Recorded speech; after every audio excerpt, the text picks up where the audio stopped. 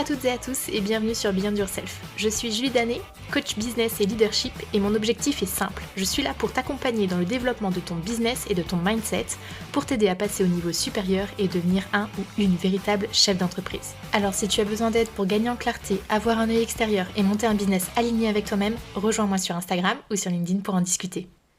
Hello, je suis ravie de te retrouver aujourd'hui pour un nouvel épisode sur Beyond Yourself, le podcast. Et aujourd'hui, c'est un thème qui m'a trotté dans la tête pendant quelques semaines. Et je vais pas te mentir, j'ai beaucoup hésité avant de faire ce podcast, car je ne savais pas trop comment il allait être perçu. J'ai l'impression que parler ouvertement de ses réussites et de ses échecs n'est pas des plus simples quand même dans le monde actuel, ou en tout cas dans la culture française. Parce que si tu parles de tes réussites, on va te dire que tu n'es pas modeste et que ce n'est pas la peine de te la raconter, en gros. La vérité derrière tout ça, c'est que les personnes en face de toi, si elles te disent ça, c'est qu'elles ne peuvent s'empêcher de se comparer à toi, et donc de mal vivre le fait que toi tu dises que tu réussisses, et que eux ne sont pas capables de le dire ou ne considèrent pas avoir réussi, tout simplement. Je te fais une petite interprétation pendant que je te parle, et au contraire, si tu parles de tes échecs, généralement ça passe mieux parce que la personne en face va se sentir rassurée d'entendre que quelqu'un d'autre en vit un. Ou alors, cette personne va tenter par tous les moyens de prouver que mais non, arrête, ce n'est pas un échec. Tu as déjà eu, j'imagine, ce type de conversation, et on va pas se mentir, dans le monde professionnel actuel, on entend souvent aussi, tu avances plus vite quand tu échoues. Donc je trouve que vraiment la notion de réussite et d'échec, c'est quand même pas tous les jours très très simple à aborder. Alors imagine quand je me suis dit moi-même, et si je parlais du fait que je vis mal de ne pas avoir connu d'échec. Dans ma tête, ça a été déjà on va penser que je pète plus haut que mon cul, ou encore arrête Julie, cherche bien, tu as forcément connu un échec avant, ou encore c'est quoi ça encore de se sentir mal pour ne pas avoir échoué, mais t'es qui en fait? Ou bien encore, oh mon dieu, je vais galérer à monter mon business et si je n'échoue pas, est-ce que ça sera quand même plausible aux yeux des autres? Finalement, cet épisode m'est resté tellement longtemps en tête depuis plusieurs mois, je ne te mens pas quand je te dis ça fait plusieurs mois que je l'ai en tête, que je me suis dit qu'il était temps que je prenne mon courage à deux mains pour t'en parler, parce que oui, pendant plusieurs années, j'ai mal vécu de ne pas connaître l'échec. Donc ce que je te propose dans cet épisode, c'est dans un premier temps de te partager mon expérience personnelle et ensuite de te donner quelques éléments à bien garder en tête pour que toi aussi tu puisses affronter très sereinement le fait d'assumer tes réussites, tes échecs ou tes non-échecs. J'espère que tu es prête parce que c'est parti. Première chose, je vais te parler de mon expérience personnelle. Je te redonne un peu de contexte quant à mon parcours professionnel. J'ai toujours adoré étudier. Donc mon parcours pro démarre par de très belles réussites, année après année, en étant systématiquement première de la classe. Je crois qu'il n'y a qu'une seule fois où ça n'a pas été le cas, et c'était en master, où j'ai terminé en seconde place si je ne me trompe pas. Globalement, j'ai fait mes 3 dernières années d'études en alternance. En licence, quand j'ai décidé d'aller à Caen, moi je viens d'Évreux, pour ceux qui connaissent un petit peu la Normandie, j'ai décidé en licence de déménager et de partir à Caen. J'ai passé 2 entretiens dans 2 grands groupes internationaux et j'ai été prise sur les 2, donc j'ai eu qu'à choisir le poste qui m'intéressait le plus. Et en master, lors de ma décision de partir sur Paris, j'ai aussi passé un entretien dans un grand groupe international et encore une fois, j'ai été prise assez facilement. Bref, tu l'auras compris, j'ai eu un parcours étudiant assez parfait sur le papier, sans embûches et avec une grande fluidité. J'ai décidé ensuite de partir 1 an aux États-Unis pour être au pair. Je me suis inscrite dans une agence pour trouver une famille. On m'a dit à ce moment-là que ça pouvait prendre parfois de longs mois avant de faire un match. Je crois me souvenir qu'on m'avait dit entre 6 mois et 1 an pour la moyenne. Et ce qui s'est passé pour moi, c'est que je me suis inscrite fin juillet dans l'agence.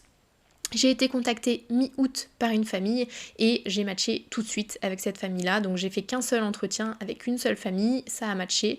Et donc je suis partie le 15 octobre après avoir terminé mon contrat pro le 30 septembre. Je dis ça parce qu'en fait je suis partie si tard entre guillemets parce que je voulais terminer mon contrat professionnel avant de passer à autre chose. Donc encore une fois, pas de problème de ce côté-là. Et quand je suis revenue en France, j'ai passé quelques entretiens avec une boîte dans le sud de la France. Alors je dis quelques entretiens, c'était avec une seule et même boîte. J'ai vraiment eu un contact avec une seule boîte et j'ai validé tous les entretiens et j'ai décroché un CDI à Paris comme je le souhaitais.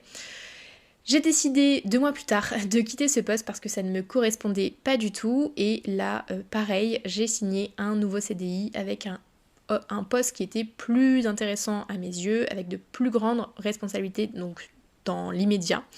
Et 2 ans plus tard, je me suis fait chasser par une chasseuse de tête directement pour un autre poste dans une autre boîte avec encore plus de responsabilités. Et c'est pareil, ça s'est passé de manière très fluide. J'ai réussi tous les entretiens très facilement et du coup, voilà, tout s'est bien passé. Et 2 ans et demi plus tard, je décide de me lancer à mon compte. Et là encore, j'ai signé plusieurs contrats dans les premières semaines de mon activité qui m'ont permis jusqu'ici d'avoir un premier revenu de manière assez régulière pour cette première année d'activité. Donc encore une fois, tout est fluide et tout se déroule facilement pour moi. En tout cas, ça, c'est ce que les gens voient de moi depuis que je suis petite. Une personne qui réussit tout ce qu'elle entreprend et qui a une certaine facilité à avancer dans sa vie pro. Alors oui, aujourd'hui dans cet épisode, je ne vais parler que de ma vie professionnelle, car au contraire, dans ma vie perso, c'est une autre histoire. J'ai connu des échecs et c'est une autre paire de manches. Mais bref, là n'est pas du tout le sujet.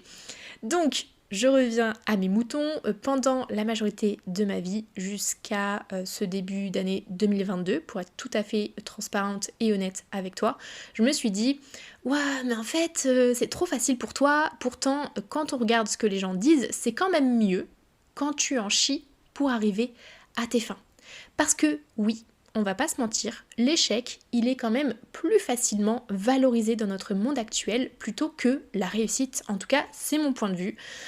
Et aussi parce que je pense réellement que nous avons à apprendre de nos échecs, oui, mais tout comme nous avons aussi beaucoup à apprendre de nos réussites. Moi, je mets vraiment l'échec et la réussite sur un pied d'égalité, même si mon ressenti par rapport à la société actuelle, c'est que effectivement, on va plus s'intéresser à toi si tu parles de tes échecs plutôt que si tu parles de tes réussites, parce que au fond, il y a quand même un problème avec cette notion de réussite dans la tête des gens.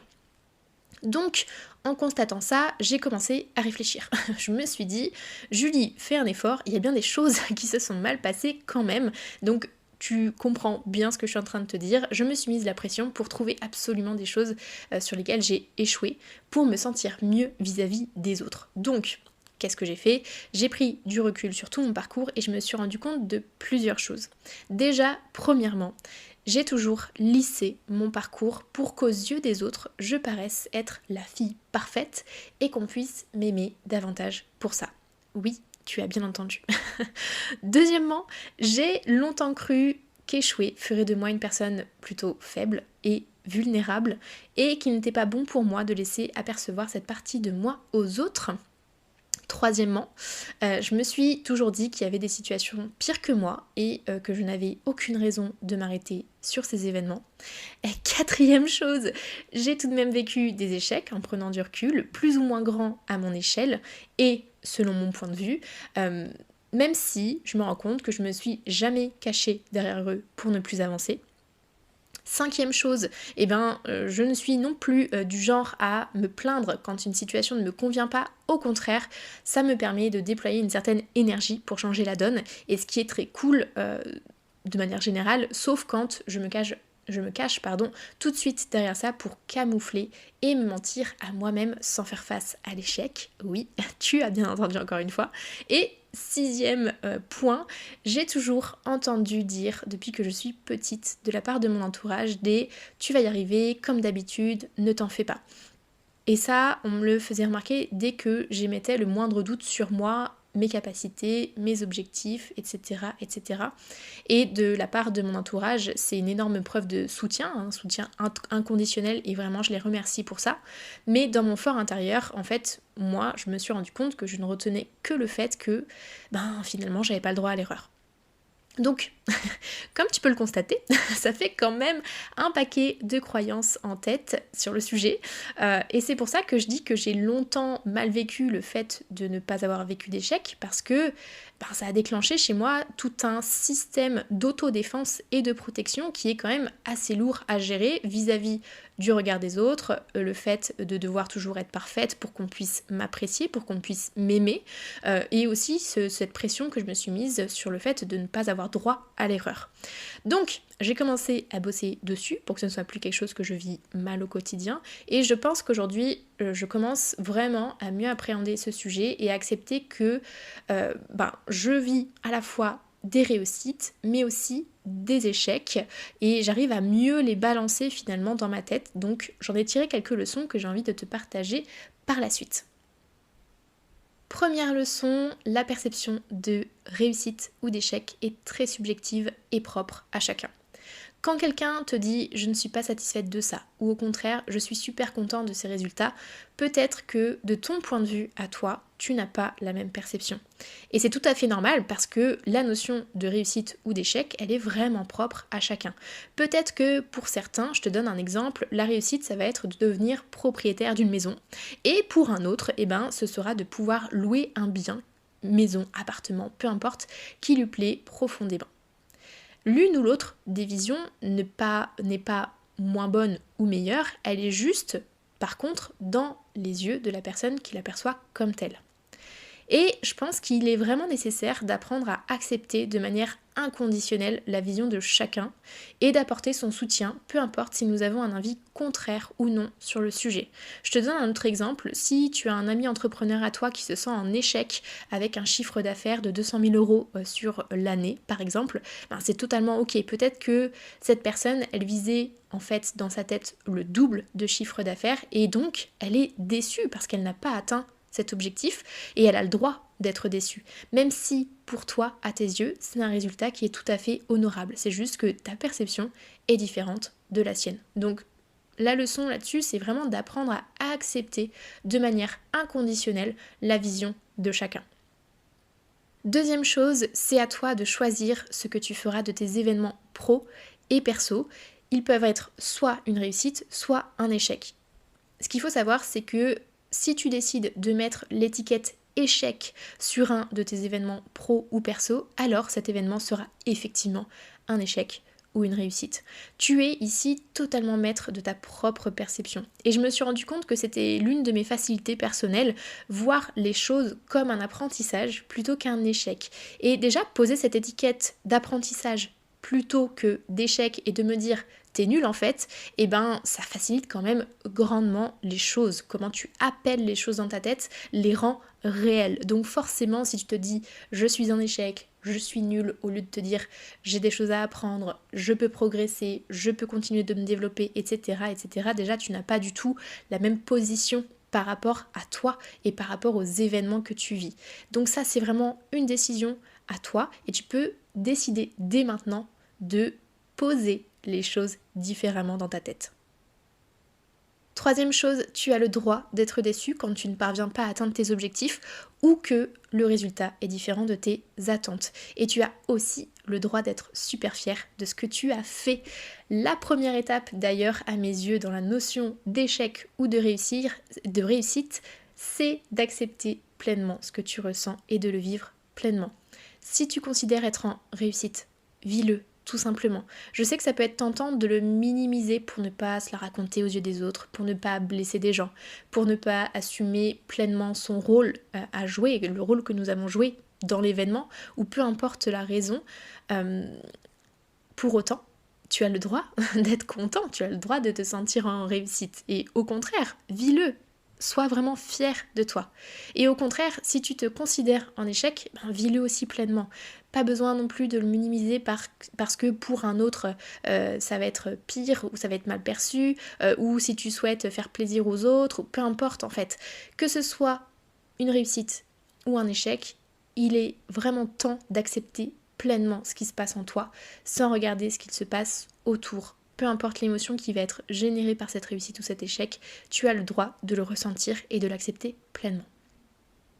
Prochaine leçon, eh bien la notion de résilience est très importante et cette résilience, nous l'avons toutes et toutes en nous, mais nous ne l'exploitons pas tous de la même manière. Je te fais un rapide rappel, mais la résilience, c'est cette capacité que nous avons à surmonter les choses qui nous arrivent au quotidien. Dans le cas de l'échec, c'est donc ce que tu vas tirer de celui-ci et comment tu vas le transformer qui va être importante. Et je pense personnellement que c'est cette résilience que j'ai réussi à développer depuis plusieurs années et qui fait que j'ai du mal à percevoir aussi les choses comme un échec. Parce que c'est vrai que si je prends un peu de recul, jusqu'ici, tous les échecs que j'ai rencontrés sur ma route, j'ai réussi systématiquement à rebondir dessus, tant et si bien que je n'en garde pas un souvenir d'échec. Et c'est vraiment cette résilience qui m'a permis de prendre ce recul en début d'année, de me dire mais en fait... pourquoi j'ai l'impression de ne jamais avoir vécu d'échec et pourquoi je le vis si mal. Donc je ne dis pas que dans toutes les situations ce sera facile, par contre c'est quelque chose que tu peux vraiment muscler au fur et à mesure, cette résilience. Et pour le faire, en tout cas moi je sais que c'est comme ça que j'ai fonctionné depuis toujours, c'est je me pose une question, qu'est-ce que je peux mener comme action pour prendre une direction différente de celle que je suis en train de vivre? Qu'est-ce que je peux changer dans ma manière de faire, dans ma manière de percevoir les choses, pour que ce soit perçu par ma propre personne d'une manière différente et que je puisse peut-être expérimenter quelque chose aussi de différent. Autre leçon, tu es responsable de ta vie et de tes actions. Si quelque chose ne te convient pas en l'état actuel, tu as le pouvoir de le changer. Et je sais que peut-être tes poils se sont hérissés en m'entendant dire ça. Parce que quand j'en parle de manière globale, la majorité du temps, on me répond « Oui, Julie, t'es mignonne, mais enfin, tu oublies que nous avons des contraintes financières, familiales, avec un mari, une femme, des enfants, et c'est pas si simple. » Oui, je suis totalement d'accord avec ça. Cependant, premièrement, bien trop de personnes se cachent derrière ces excuses pour rester à leur place et en profiter pour se plaindre ou pour subir en silence une situation qui ne leur convient pas.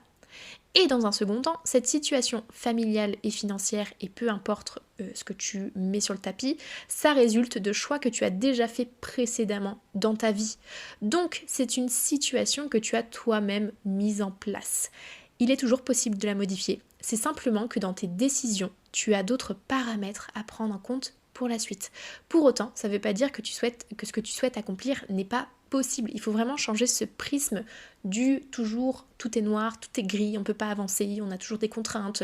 Voilà, il y a beaucoup trop de personnes qui se cachent derrière tout ça et c'est des fausses excuses. Donc pour ça, je suis intransigeante, j'avoue, je suis un peu casse-pied là-dessus, mais je suis persuadée que peu importe ta situation, tu restes quand même responsable de ta vie et de tes actions. Et quand je parle de ça, je parle vraiment de la société dans laquelle on a la chance de vivre à l'heure actuelle. Je ne parle pas de certains endroits où il y a des régimes qui sont plutôt tournés sous la dictature, etc., etc. Mais nous, à notre place à l'heure actuelle, en tout cas en France, je considère que ce sont de fausses excuses.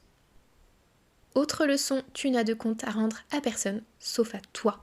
Quand tu perçois un événement comme une réussite ou un échec, tu te dis peut-être oui mais et la société et mes proches, qu'est-ce qu'ils vont penser un petit peu de tout ça hein? Je sais, j'ai beaucoup eu ce genre de réflexion dans ma tête et c'est pour ça que j'ai voulu absolument camoufler la plupart du temps quand j'étais pas sûre de moi, quand je vivais mal un événement, etc.